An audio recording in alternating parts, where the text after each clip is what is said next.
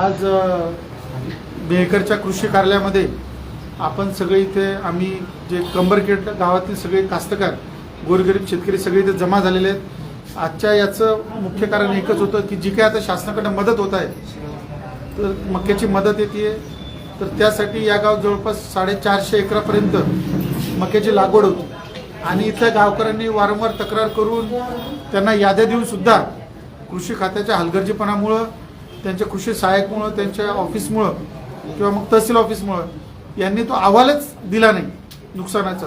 तर नुकसानाचा अहवालच गेला नाही तर शासन मदत करून सुद्धा अहवाल न देता मदत कशी शेतकऱ्यांना मिळत, हा एक मोठा प्रश्न उपस्थित झालेला आहे। म्हणजे शासन शेतकऱ्यांना मदत करण्यासाठी तत्पर आहे, मदत देत आहे, लोकांच्या खात्यात पैसे येत आहेत, पण जर अधिकारी वर्गच योग्य ते नाही देत नसतील किंवा आपलं काम करत नसतील तर याची जबाबदारी कोणी घ्यायची, यासाठी आज आम्ही कृषी अधिकारी सन्माननीय काळेसाहेबांच्या दालनात बसलेलो आहोत।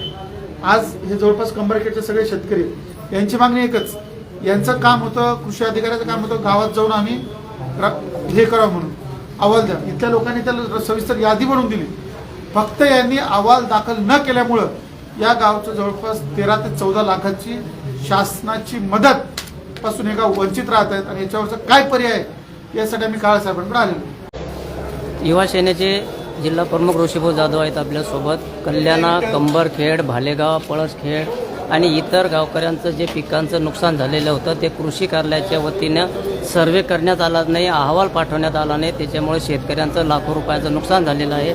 ऋषीभाऊ यांच्या नेतृत्वामध्ये त्या ठिकाणचे शेतकरी या ठिकाणी कृषी कार्यालय पहिले तिथं जॉब विचारला आणि तहसीलदार साहेबांसुद्धा या ठिकाणी जॉब विचारण्यासाठी आलेले आहेत। काय प्रकरण झालं, कशी मागणी झाली, मागणी पूर्ण होणार का नाही, ऋषीभाऊ काय सांगते?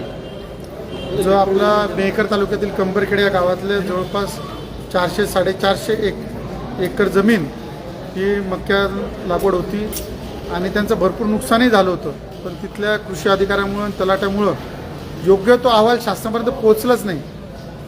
तो अहवाल न पोहोचल्यामुळे जेव्हा शासनाने मदत देणं, शेतकऱ्यांच्या खात्यात पैसे येणं सुरू झाली, तेव्हा इथल्या कास्तकारांना लक्षात आलं की आपला अहवालच हा दाखलच झाला नाही तर मदत कशी मिळेल। त्यानंतर ते मेहकरचे आपले केंद्रीय मंत्री प्रतापराव जाधव साहेब यांच्या जनसंपर्क कार्यालयात आले, त्यांनी त्यांची समस्या मांडली। आपण त्यांना आश्वस्त केलं होतं की तुम्ही निश्चितपणे आपण तुम्हाला न्याय देऊ। आज आम्ही इथले तालुका कृषी अधिकाऱ्यांचं जे कार्यालय आहे तिथे जाऊन त्यांच्याकडनं याचा मी निश्चित नोंदवला आणि त्यांचं सुद्धा म्हणणं आहे की आता हा अहवाल ऑलरेडी वेळेत जायला पाहिजे होता, आता त्याची मुदत संपलेली आहे, त्यामुळं या शेतकऱ्यांना आता कदाचित मदत मिळेल नाही मिळणार हा नंतरचा भाग, पण जे शेतकऱ्यांचं गोरगरीब कास्तकारांचं जवळपास 15 ते 16 लाखाचं नुकसान त्या गावकऱ्यांचं झालेलं आहे, तर त्यात काहीतरी यांना मदत झाली पाहिजे, यासाठी काहीतरी आपण प्रयत्न केले पाहिजे। म्हणून आपण आज तिथे निश्चित नोंदवला आणि मेहकर कृषी कार्यालयाला आज आपण संपूर्ण कर्मचाऱ्यांना बाहेर काढून तिथलं आपण कार्यालयाला ताळं ठोकलं।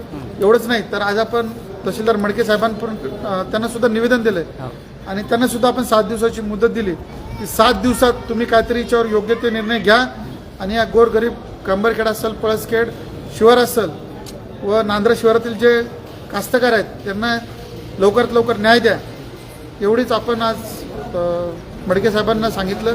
जर याच्यात 7 दिवसात त्यांनी योग्य ती कारवाई त्या कर्मचाऱ्यावर किंवा कृषी खाते असेल, तहसील कार्यालय असेल यांनी नाही केलं तर आम्ही 7 दिवसानंतर येऊन तहसील कार्यालय सुद्धा कुलूप लावणार आहोत। ठीक, धन्यवाद।